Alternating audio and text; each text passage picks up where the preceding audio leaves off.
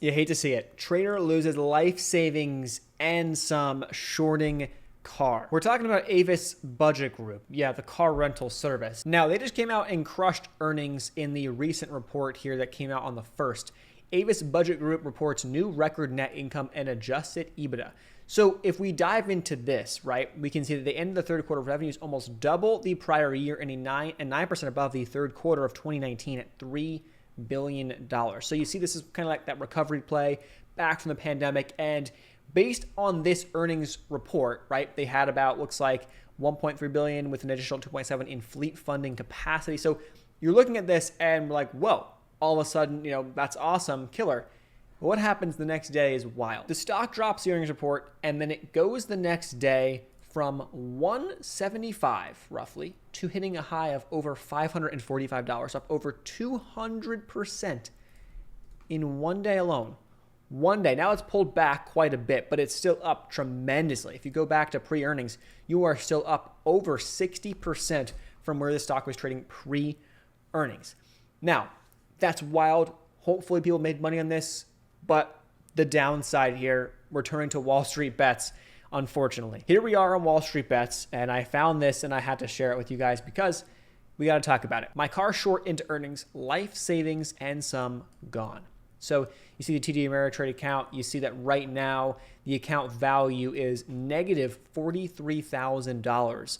And that's because when you are shorting stocks, the issue that you have is that there's no cap to how much you could lose. So if we're in car long, right, and we have car and we look and this thing drops down to zero, we can only lose whatever we put in, right? If it gets delisted or whatever, the company goes away, right?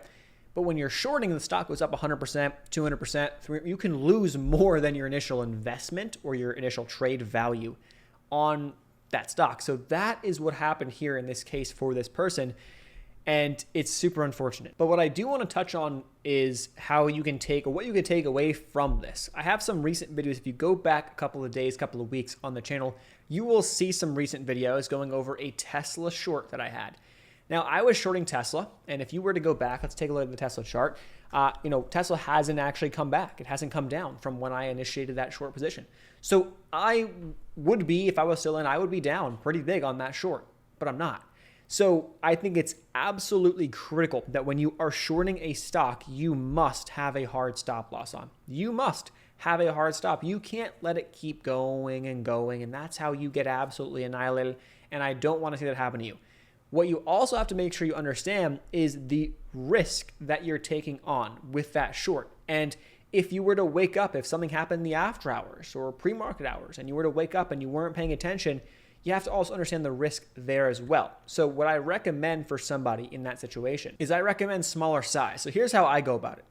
Let's say in my portfolio, if you guys are following along with the usual portfolio updates that we do every single Saturday, I have roughly a max risk of about 10%, which means I am going to put 10% of my money from the portfolio into a given stock at one time as like the max. That's the cap. I will not do more than that. And that helps me manage my risk, right?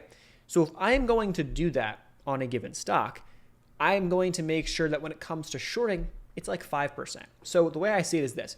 If I'm roughly going in on positions, let's say between $2,000 and $5,000 on the long side, on the short side, I'm going between $1,000 and $2,000. Now, I can, of course, go less, but roughly for most positions I'll be taking, I don't want to take a position that is greater than $2,000 on the short side if my max is $5,000, for example, on the long side.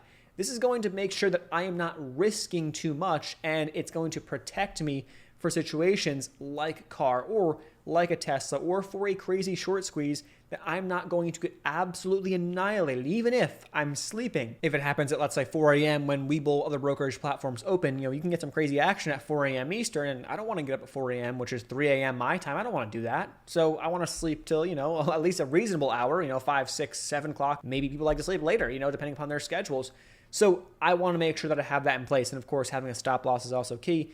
But many times your platform, you can't actually have a stop loss overnight. That stop loss may only be able to execute during regular market hours. So that is a downside there. That's again why you go in smaller. Now, I will also mention, going back to this user, I will also mention that many people, people may think, oh, that's why you don't short. No, not necessarily, because when you're shorting stocks, many traders will actually find it a lot easier to take short positions. Now, why?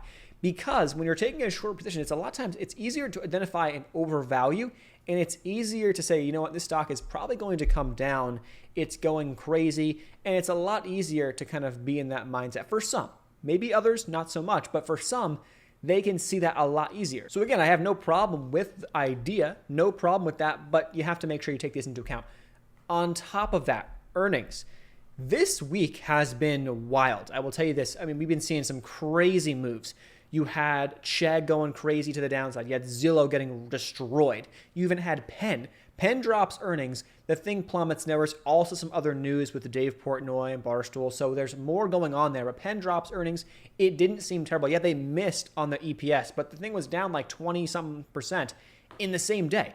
So there are some wild moves happening with earnings reports, and you have to make sure that you're aware of that. Now, you may get the earnings report, not see too much reaction, and then boom, the market opens and things go crazy. That's kind of what happened here with CAR. We didn't see as crazy of a reaction on that earnings once it dropped. We saw that reaction once the market opened the next day.